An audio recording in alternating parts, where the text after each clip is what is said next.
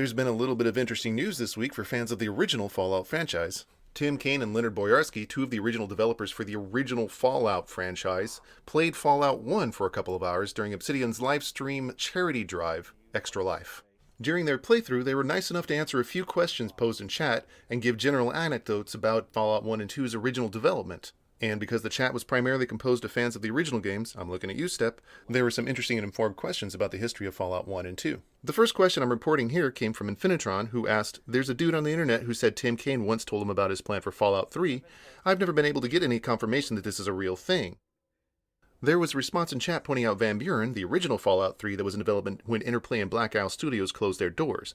Infinitron points out in response that Tim Cain was gone from Interplay when Van Buren was in development, going on to write, "That was Chris Avellone and Josh Sawyer's game." What I'm wondering is if there is a Tim Cain Fallout 3 plan even before that. Tim Cain happened to see this question and answered, There was a Fallout 3 document. There was also another Fallout document that I'm not going to talk about because it wasn't in the files left at Interplay. So if I ever make Fallout, that's the one I'll make. I don't even think I told you about that. Those won't get answered. I thought you did that after we left. Yeah, I think you're right. You didn't do it while we were there. It was for fun. I designed another Fallout game, another in the series. what does this mean for Fallout? Really not much, unless Obsidian gets the opportunity to make a new Fallout, since Tim Cain is now employed there as a senior programmer. And I'm sure hoping the original developers of the original game actually get a chance to make another Fallout.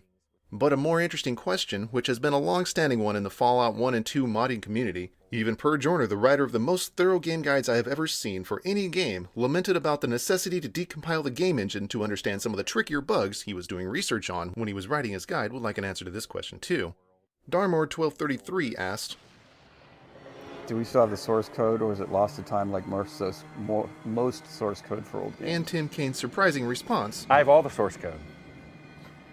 I tried recompiling it about 3 months ago.